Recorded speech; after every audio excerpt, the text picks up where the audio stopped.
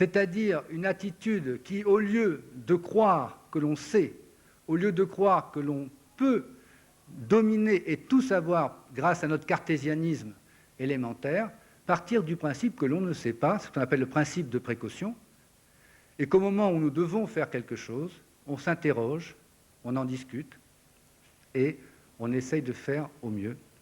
Et ces valeurs de principe de précaution, ces valeurs de principe de responsabilité, ont été discutées à l'occasion d'un événement planétaire qui est malheureusement passé inaperçu, qui s'appelle le Sommet de la planète, en 1992 à Rio de Janeiro, dans lequel étaient réunis la plupart des leaders, des chefs de tribus du monde entier, les chefs de tribus des associations qui s'appellent les ONG, organisations non gouvernementales, et les chefs des religions. Il y avait 800 religieux qui ont prié tous ensemble, malgré leurs différences, pour la survie de la planète. Et la charte de Rio, c'est la charte du développement soutenable de la planète.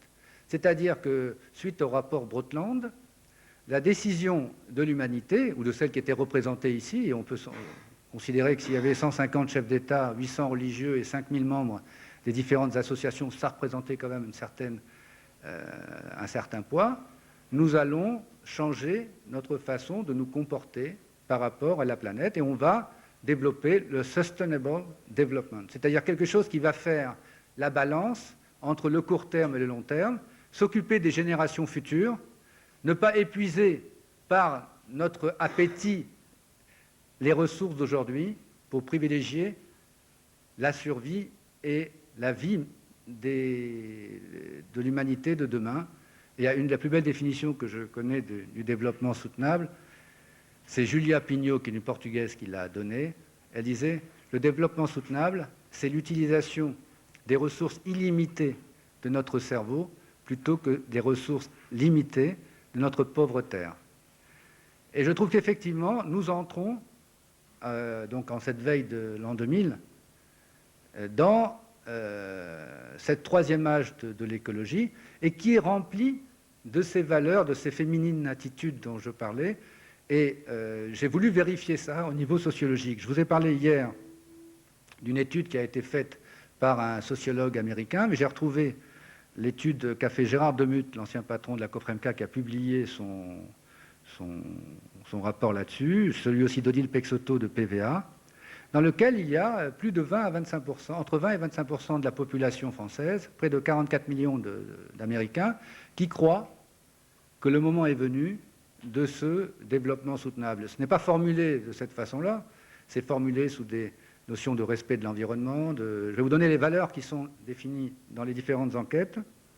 Donc, au lieu de l'exploration extérieure, l'exploration intérieure, au lieu de la domination, partenariat et coopération, au lieu de l'exploitation, l'association, au lieu de la déduction logique, le ressenti holistique, au lieu de l'analyse, la synthèse, au lieu de l'Occident, l'Orient, et d'une certaine façon, ces valeurs sont considérées, à juste raison, comme des valeurs de l'ordre du féminin. Et alors on pose une question à Gérard Demuth. On lui dit, vous dites que l'ordre féminin est en train de se substituer à l'ordre masculin. Concrètement, qu'est-ce que cela va changer dans notre société? Alors voilà ce qu'il répond. C'est plutôt une compensation qu'une substitution. Depuis 500 ans, notre monde était essentiellement dominé par des valeurs guerrières, marchandes et machistes. C'étaient des arbitrages des hommes qui prévalaient. Les orientations étaient donc fondées sur des critères simples. La femme, pour sa part, a une psychologie soucieuse, car elle passe beaucoup de temps à être vigilante, à surveiller pour protéger. Son énergie est multidimensionnelle, alors que la psychologie masculine est monodimensionnelle. L'homme prend assez peu en compte le contexte, les nuances. Toute son énergie est concentrée sur une seule action. La nouveauté, c'est que la culture occidentale, des années de la consommation triomphante, basée sur des concepts simples, se complexifie. Les femmes, plus portées à mener des existences multiples, sont mieux entraînées à la complexité.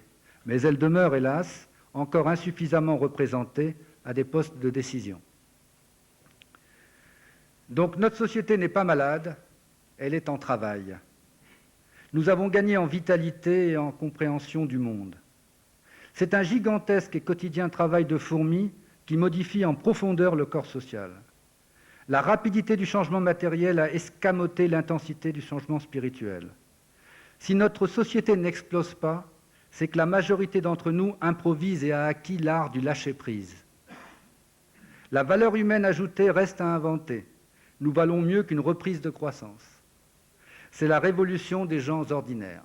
Voilà ce que dit Gérard Demuth en conclusion de son beau livre, qui n'est pas un traité utopique, qui n'est pas un essai pour un meilleur monde, mais qui est la constatation de ce qu'est la société française aujourd'hui en profondeur. Et toutes les études et toutes les enquêtes que j'ai aujourd'hui confirment. Donc moi, je voudrais terminer sur un message d'optimisme. Je sais que c'est difficile, parce qu'à chaque fois que je fais mes conférences en France, on me traite d'utopiste, d'optimiste. Eh bien, je dirais que les utopies d'aujourd'hui sont la réalité de demain. C'est-à-dire que s'il n'y avait pas de tout temps des hommes et des femmes comme vous, comme nous, qui sommes capables, au moment les plus noirs, au moment les plus catastrophiques, de garder cette petite étincelle de foi au fond d'eux-mêmes, pour dire qu'il y a toujours un Japonais qui disait « Les Français, vous êtes toujours très bons, à la fin ». Et il donnait comme exemple ce recrutement de samouraïs par un petit village japonais où les Allemands rentraient très décidés pour le recrutement et reçaient un coup sur la tête comme ça, à gauche. Le second Allemand qui avait vu le coup à gauche va à droite et hop, il reçoit un coup à droite. Alors l'Italien arrive comme ça, et il y a un coup au milieu, et ainsi de suite. Et à la fin, les portes se ferment et le Français dit « Et moi ?» Il dit « Vous avez trop réfléchi, mon vieux. » Donc, d'une certaine façon, je pense que nous avons une responsabilité en tant que membres de la nation française, de la culture française. Et cette responsabilité, elle est d'abord de garder le sens de l'humour. Aujourd'hui, comme il n'y a pas mort d'homme, ce que je disais hier, je préfère encore vivre à Paris qu'au Rwanda, malheureusement pour eux, ou dans d'autres régions du monde. J'ai beaucoup discuté, j'ai rencontré une quinzaine de représentants des pays africains qui ont du mal à vivre dans ces villes aujourd'hui, parce que tellement il n'y a même plus ce sens minimum de cohésion sociale nécessaire pour vivre dans une ville, et qui veulent qu'on les aide d'ailleurs à trouver des méthodes d'urgence pour... et Dieu sait que je fais tout ce que je peux, mais il faudrait en faire et en faire. Et j'ai encore aujourd'hui un coup de téléphone des gens du Mexique, avec les zapatistes, dont leurs amis ont pris le contrôle de Mexico aujourd'hui, et qui se disent qu'est-ce qu'on va faire à Mexico. Aujourd'hui, c'est plus le problème de la lutte des classes, c'est qu'il faut avoir, pour lutter, mais il faut un endroit où respirer. On ne peut même plus respirer à Mexico. Donc, si vous voulez, c'est ce problème de cette nouvelle civilisation qui est à construire, et on a besoin que chacun d'entre vous, chacun d'entre nous, agisse comme un pionnier.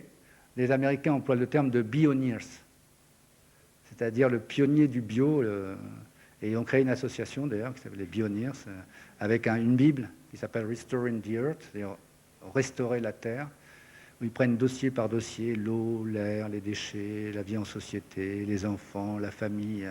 Tout est à inventer, tout est à reconstruire. Alors je vous souhaite bonne chance.